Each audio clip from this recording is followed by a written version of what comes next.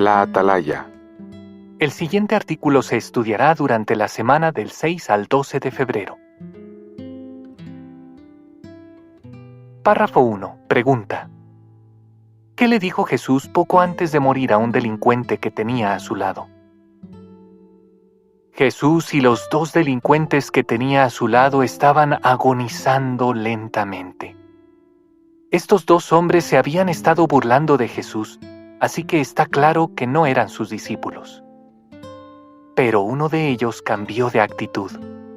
Dijo: Jesús, acuérdate de mí cuando entres en tu reino. Y Jesús le respondió: Yo te aseguro hoy, estarás conmigo en el paraíso. Párrafo 2. Pregunta. ¿Qué nos hace pensar que el delincuente arrepentido era judío? Probablemente, el delincuente arrepentido era judío. Este hombre le preguntó al otro delincuente: ¿acaso no le tienes ningún temor a Dios ahora que has recibido el mismo castigo? Lucas 23:40. Los judíos adoraban a un solo Dios, pero la gente de otras naciones creía en muchos dioses. Si estos delincuentes no hubieran sido judíos, la pregunta podría haber sido así: ¿acaso no les tienes ningún temor a los dioses? Además, como a Jesús se le envió a las ovejas perdidas de la nación de Israel, por lo general no les predicaba a personas de otras naciones. Párrafo 3. Pregunta. ¿Qué es posible que pensara el delincuente arrepentido cuando Jesús mencionó el paraíso? Si el delincuente arrepentido era judío, sabía del paraíso en el que Jehová había puesto a Adán y Eva. Por eso puede que él pensara que el paraíso que Jesús mencionó sería un hermoso jardín aquí en la tierra. Párrafo 4. Pregunta. ¿En qué debería hacernos pensar lo que Jesús le dijo al delincuente? Lo que Jesús le dijo al delincuente nos debería hacer pensar en cómo será la vida en el paraíso. Algo que nos ayudará es recordar la época de paz que hubo durante el reinado de Salomón. La Biblia identifica a Jesús como alguien que es más que Salomón. Así que podemos estar seguros de que Jesús y los que reinarán con él harán de la tierra un lugar maravilloso. Párrafo 5. Pregunta. ¿Cómo se imagina la vida en el paraíso? Quizás piensa en un parque precioso como el jardín de Edén. O tal vez recuerda la profecía de Miqueas que dice que los siervos de Dios se sentarán cada uno debajo de su vid y debajo de su higuera. Miqueas 4, 3 y 4. Y puede que le vengan a la mente los textos bíblicos que dicen que habrá alimentos en abundancia. Salmo 72, 16 e Isaías 65, 21 y 22. Así que probablemente se imagine en un lindo jardín frente a una mesa repleta de sabrosos alimentos. Párrafo 6. Pregunta. ¿Qué haremos en el paraíso? Tal como Adán y Eva tuvieron que cuidar el jardín de Edén, nosotros tendremos el honor de convertir la tierra en un paraíso. Imagine también cuánto disfrutaremos al enseñar a los millones de resucitados que conocieron muy poco sobre Jehová y sus propósitos. Además, podremos poner al día a los siervos fieles de Dios que murieron mucho antes de que Jesús estuviera en la tierra. Párrafo 7. Pregunta. ¿De qué podemos estar seguros y por qué? Podemos estar seguros de que en el paraíso reinarán la paz, la prosperidad y el orden. Porque con el relato del reinado de Salomón, Jehová nos ayuda a hacernos una idea de cómo será la vida cuando su Hijo gobierne la tierra. Párrafo 8. Pregunta. ¿Cómo se cumplió Salmo 37, 10, 11 y 29 en el pasado? Jehová inspiró a David para que escribiera cómo sería la vida en el futuro durante el reinado de un rey sabio y fiel. Cuando hablamos con otras personas sobre el paraíso, muchas veces leemos Salmo 37:11. Y está bien que lo hagamos, pues Jesús citó ese texto en el Sermón del Monte. Así demostró que esas palabras tendrán un cumplimiento en el futuro. Mateo 5:5. Pero lo que escribió el rey David también mostró cómo sería la vida en los días de Salomón. En esa época, la nación de Israel disfrutó de mucha paz y prosperidad en una tierra que rebosaba de leche y miel. Dios había dicho: si continúan andando según mis estatutos, yo le daré paz al país, y ustedes se acostarán y no habrá nadie que les haga sentir miedo. Levítico 20, 24 y 26, 3 y 6. Esas promesas se hicieron realidad durante el reinado de Salomón. Y Jehová les prometió que las personas malvadas dejarían de existir. En resumen, las palabras de Salmo 37, 10, 11 y 29 se cumplieron en el pasado y también se cumplirán en el futuro. Párrafo 9. Pregunta: ¿qué dijo la reina de Saba sobre el reinado de Salomón? Las noticias de la paz y la prosperidad que disfrutaron los israelitas bajo el reinado de Salomón llegaron a oídos de la reina de Saba. Ella viajó desde muy lejos hasta Jerusalén para ver todo aquello con sus propios ojos. Después de comprobar cómo funcionaba el reino de Salomón, le dijo al rey: no me habían contado ni la mitad. Felices tus hombres y felices tus siervos que están siempre contigo escuchando tu sabiduría. Primero de los Reyes 10, 6 a 8. Párrafo 10. Pregunta: ¿por qué Jesús es superior a Salomón? Jesús es superior a Salomón en todo sentido. Salomón fue un hombre imperfecto que cometió graves errores de juicio que con el tiempo perjudicaron al pueblo de Dios. En cambio, Jesús es un gobernante perfecto que nunca se equivoca. Además, superó con éxito las terribles pruebas que Satanás le puso.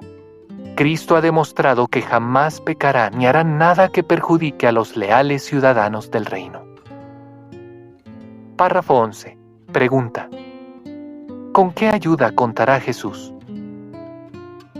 Jesús contará con la ayuda de 144,000 reyes, y juntos cuidarán de la humanidad y cumplirán el propósito de Jehová para la tierra. Estos gobernantes habrán pasado por muchas dificultades como hombres y mujeres aquí en la tierra. Por eso serán muy comprensivos con nosotros. Párrafo 12. Pregunta: ¿qué tarea les dará Jehová a los 144,000? En comparación con Salomón, Jesús y los 144,000 tienen mucho más trabajo que hacer. Este rey israelita tenía a su cargo a unos cuantos millones de personas en un solo país. Pero los que gobiernen en el reino de Dios tendrán a su cargo a miles de millones de personas por todo el planeta. Párrafo 13. Pregunta: ¿qué función especial desempeñarán los que gobiernen con Jesús? Igual que Jesús, los 144,000 serán reyes y sacerdotes. Bajo la ley mosaica, la responsabilidad principal de los sacerdotes era proteger la salud física y espiritual del pueblo. Como la ley tenía una sombra de las cosas buenas por venir, es lógico pensar que los que gobernarán con Jesús desempeñarán una función especial: atender la salud física y espiritual del pueblo de Dios. Párrafo 14.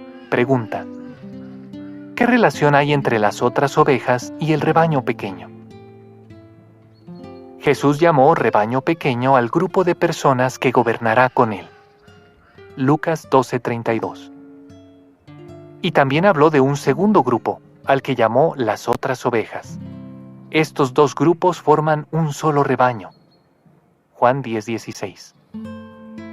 Ya trabajan en unidad, y seguirán haciéndolo cuando la tierra sea un paraíso. Para ese momento, los del rebaño pequeño estarán en el cielo, y los de las otras ovejas tendrán la esperanza de vivir para siempre en la tierra. Pero hay ciertas cosas que las otras ovejas tienen que hacer ahora para poder vivir en el paraíso. Párrafo 15. Pregunta A. ¿Cómo apoyamos las otras ovejas a los hermanos de Cristo? El delincuente arrepentido no tuvo la oportunidad de demostrar lo agradecido que estaba por lo que Jesús hizo por él. En cambio, los de las otras ovejas tenemos muchas oportunidades de hacerlo. Por ejemplo, demostramos que amamos a Jesús por la manera como tratamos a sus hermanos ungidos. Jesús dijo que eso serviría como base para determinar quiénes son ovejas. Mateo 25, 31 a 40. Una forma de apoyar a los hermanos de Cristo es participando con entusiasmo en la obra de predicar y hacer discípulos. Párrafo 16. Pregunta: ¿qué podemos hacer desde ahora para prepararnos para vivir en el paraíso? No es necesario esperar a vivir en el paraíso para convertirnos en la clase de personas que Jehová quiere tener allí. Desde ya podemos esforzarnos por ser honrados en lo que decimos y hacemos y por llevar una vida equilibrada. Y también debemos ser leales a Jehová, a nuestro esposo o esposa y a nuestros hermanos. Si ahora que vivimos en este mundo malvado hacemos todo lo posible por obedecer las normas de Dios, más fácil nos será hacerlo en el paraíso. Párrafo 17. Pregunta: ¿por qué no deberíamos dejar que la culpa por nuestros pecados del pasado nos aplaste? También debemos esforzarnos por dejar de sentirnos culpables por pecados graves cometidos. Por supuesto, no queremos ver el rescate como una excusa para practicar el pecado a propósito. Pero si estamos realmente arrepentidos de un pecado grave, hemos buscado la ayuda de Jehová y de los ancianos, y hemos cambiado, podemos estar seguros de que Él nos ha perdonado generosamente. Recordemos lo que Jesús les dijo a los fariseos: no vine a llamar a justos, sino a pecadores. Mateo 9:13. Párrafo 18. Pregunta: ¿de qué le gustaría conversar con el delincuente que murió al lado de Jesús? Imagínese en el paraíso conversando con el delincuente que habló con Jesús. De seguro que los dos expresarían lo agradecidos que se sienten por el sacrificio de Cristo. Quizás usted le pida que le cuente más sobre cómo fueron las últimas horas de vida de Jesús en la tierra y cómo se sintió al escuchar la respuesta de Él a su petición.